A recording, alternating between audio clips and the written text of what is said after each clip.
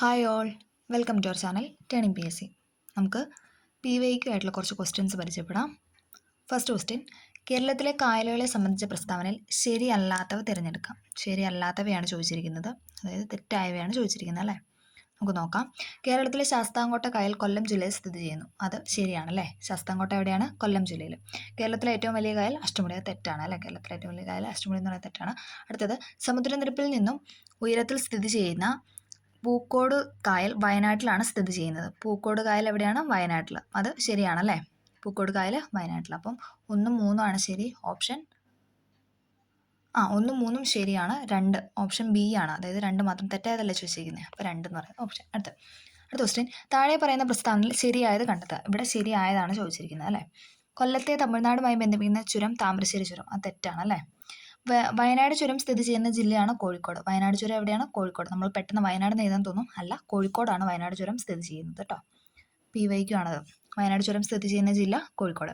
കേരളത്തിലെ ഏറ്റവും വലിയ ചുരം പാലക്കാട് അല്ലേ. എല്ലാവർക്കും അറിയാം, കേരളത്തിലെ ഏറ്റവും വലിയ ചുരമാണ് പാലക്കാട്. ഉത്തരം എന്ന് പറയുന്നത് 2ഉം 3ഉം ഓപ്ഷൻ ബി. കേരളത്തിലെ മത്സ്യബന്ധന തുറമുഖങ്ങളും അവ സ്ഥിതി ചെയ്യുന്ന ജില്ലകളും ശരിയായ രീതിയിൽ യോജിപ്പിച്ചവ കണ്ടെത്തുക. അതിൽ ശരിയായതാണ് ചോദിച്ചിരിക്കുന്നത്. നീണ്ടകര തിരുവനന്തപുരം, അത് തെറ്റാണല്ലേ. നീണ്ടകര എവിടെയാണ്? കൊല്ലത്താണല്ലേ. അഴീക്കൽ കണ്ണൂർ ശരിയാണല്ലേ.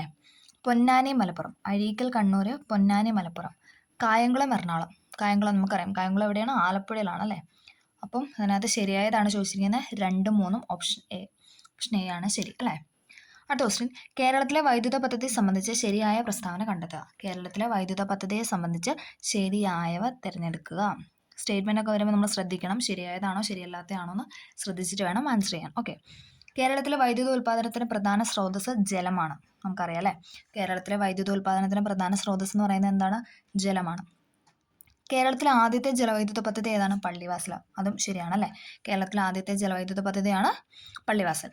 കേരളത്തിലെ ഏറ്റവും വലിയ ജലവൈദ്യുത പദ്ധതി ഇടുക്കി ജലവൈദ്യുത പദ്ധതിയാണ്, അതും ശരിയാണല്ലേ.